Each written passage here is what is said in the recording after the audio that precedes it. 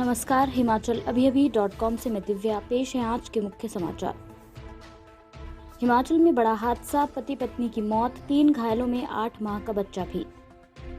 कांग्रेस विधायक Vikramaditya Singh corona positive, पूर्व CM Virbhadra Singh की होगी जान।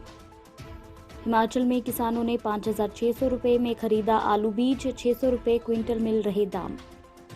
सुप्रीम कोर्ट के 50% से भी ज्यादा कर्मचारी संक्रमित, अब घर से चलेगी अदालत। सभी रिकॉर्ड ध्वस्त, बीते 24 घंटे में 1.69 लाख नए कोरोना केस, संक्रमित देशों की सूची में दूसरे नंबर पर भारत। हरिद्वार में शाही स्नान के लिए हर की पैड़ी पर उमड़ी श्रद्धालुओं की भीड़, कोविड नियमों की उड़ी धज्जियां। सुशील चंद्रा होंगे अगले मुख्य निर्वाचन आयुक्त, 13 को सेवानिवृत्त हो रहे हैं सुनील अरोड़ा। अब समाचार विस्तार से। देश व प्रदेश में बढ़ते कोरोना के मामलों को देखते हुए आप भी सुरक्षा के एहतियात उपाय जरूर करें। मास्क पहने, सोशल डिस्टेंसिंग के लिए 2 गज दूरी है जरूरी और अपने आसपास सफाई बनाए रखें। 45 वर्ष या इससे अधिक आयु के लोग कोरोना का टीका अवश्य लगाएं। हिमाचल प्रदेश में सड़क हादसे थमने का नाम नहीं ले रहे हैं। जिला कुल्लू के बंजार उपमंडल में एक दर्दनाक हादसा हुआ है। इस हादसे में पति पत्नी की मौत हो गई, जबकि 3 लोग घायल हुए हैं। घायलों को पहले बंजार अस्पताल ले जाया गया, जहां से उन्हें कुल्लू के लिए रेफर किया गया। घायलों में 8 माह का बच्चा भी शामिल है। मौके पर पहुंची पुलिस ने इस संबंध में मामला दर्ज कर लिया है। रविवार रात को कार में सवार होकर थनेरा मोहल्ला मंडी का एक परिवार बंजार जा रहा था कि बंजार के घियागी के समीप उनकी कार खाई में गिर गई। इस हादसे में योगेश व लता निवासी थनेरा मोहल्ला मंडी की मौत हो गई, जबकि उनके बहू बेटी व 8 माह का पोता घायल हो गए। लोगों ने हादसे के संबंध में पुलिस को सूचित किया और पुलिस ने स्थानीय लोगों की मदद से घायलों को खाई से निकाला। एसपी कुल्लू गौरव सिंह ने हादसे की पुष्टि की है। उन्होंने कहा कि हादसे के कारणों की जांच की जा रही है। हिमाचल प्रदेश में कांग्रेस विधायक विक्रमादित्य सिंह कोरोना संक्रमित पाए गए हैं।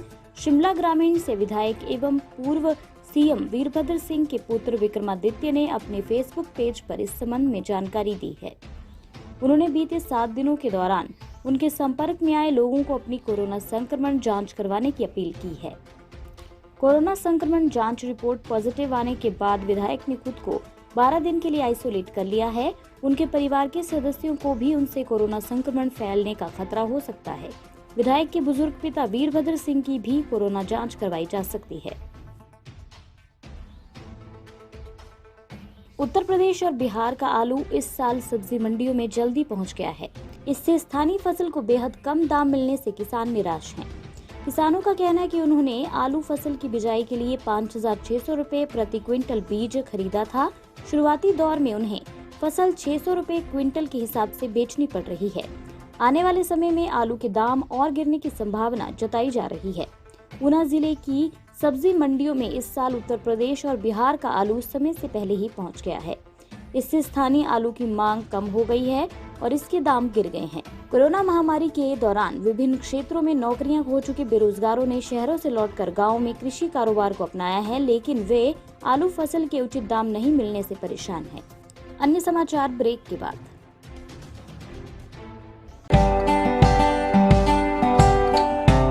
Shri Balaji multi speciality hospital Kangra, जहां आपको एक ही छत के नीचे मिले बेहतरीन चिकित्सा सुविधाएं, cardiology, laparoscopic, general surgery, neuro surgery, orthopaedics, paediatric, radio diagnosis, urology, gastroenterology, ophthalmology, pathology, medicine, anaesthesia और डेंटल जैसी अत्याधुनिक और बेहतरीन चिकित्सा सुविधाएं, 24 घंटे इमरजेंसी सुविधा, 9 बेड के साथ critical care unit, cardiac monitor और डिफिब्रिलेटर्स, सेंट्रल ऑक्सीजन लाइन और वेंटिलेटर सुविधा। हिमाचल प्रदेश के सबसे बड़े निजी स्वास्थ्य सेवा प्रदाताओं में से एक Shri Balaji multi speciality hospital Kangra राष्ट्रीय स्वास्थ्य बीमा योजना के साथ सूचीबद्ध Shri Balaji multi speciality hospital Kangra BPL परिवारों के लिए अस्पताल में कैशलेस भर्ती होने के साथ ही ईसीएच की भी सुविधा। हमारा पता Shri Balaji multi speciality hospital, Balaji Vihar, Ujjain, Kangra. संपर्क करें 9218411108 पर। Shri Balaji multi speciality hospital Kangra.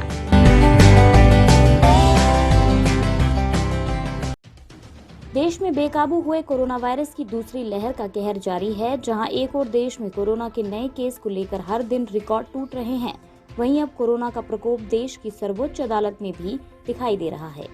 Supreme court के 50% से अधिक कर्मचारी कोरोना वायरस से संक्रमित हो गए हैं। इसके बाद फैसला किया गया है कि सोमवार से सुप्रीम कोर्ट के सभी जज अपने निवास से वीडियो कॉन्फ्रेंसिंग के जरिए सुनवाई करेंगे। वहीं सुप्रीम कोर्ट को सैनिटाइज किया जा रहा है।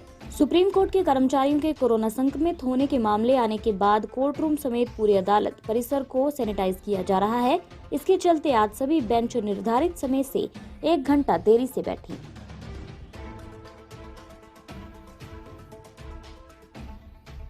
देश में कोरोना वायरस की दूसरी लहर अपना कहर बरपा रही है। सोमवार को देश में एक दिन में मिलने वाले कोरोना संक्रमण के मामलों के अब तक के सभी रिकॉर्ड ध्वस्त हो गए हैं। बीते 24 घंटों में रिकॉर्ड करीब 1.69 लाख नए कोरोना मरीज मिले हैं और 900 से ज्यादा लोगों की मौत हो गई है। केंद्रीय स्वास्थ्य मंत्रालय ने सोमवार को ये जानकारी दी है। कोरोना वायरस के नए मामले और संक्रमण से होने वाली मौतों की संख्या ने लोगों में खौफ पैदा कर दिया है। देश में पिछले 5 दिन से लगातार 1 लाख से ज्यादा नए मरीज मिल रहे हैं। रविवार को ये संख्या 1.52 लाख के पार पहुंच गई।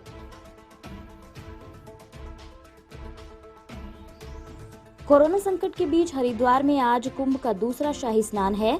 शाही स्नान को लेकर पुलिस प्रशासन से लेकर अखाड़ों ने अपनी तैयारियां पूरी कर ली हैं, लेकिन शाही स्नान से पहले हर की पैड़ी पर भीड़ उमड़ पड़ी है।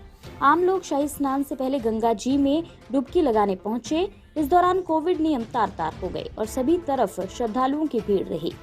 कुंभ मेला आईजी संजय गुंजियान ने बताया कि हम लोगों से लगातार कोविड नियमों के पालन का आग्रह कर रहे हैं, लेकिन भारी भीड़ के कारण ये व्यवहारिक रूप से असंभव है। आईजी का कहना है कि भारी भीड़ को देखते हुए यहां घाट पर सामाजिक दूरी जैसे नियम का पालन करवा पाना नामुमकिन है। अगर हमने ऐसा कराने की कोशिश की तो भगदड़ जैसी स्थिति पैदा हो सकती है, इसलिए हम ऐसा नहीं कर रहे हैं। चुनाव आयुक्त सुशील चंद्रा देश के अगले मुख्य चुनाव आयुक्त होंगे। सूत्रों ने बताया कि निर्वाचन आयोग में सबसे वरिष्ठ आयुक्त और मुख्य निर्वाचन आयुक्त बनाए जाने की परंपरा है।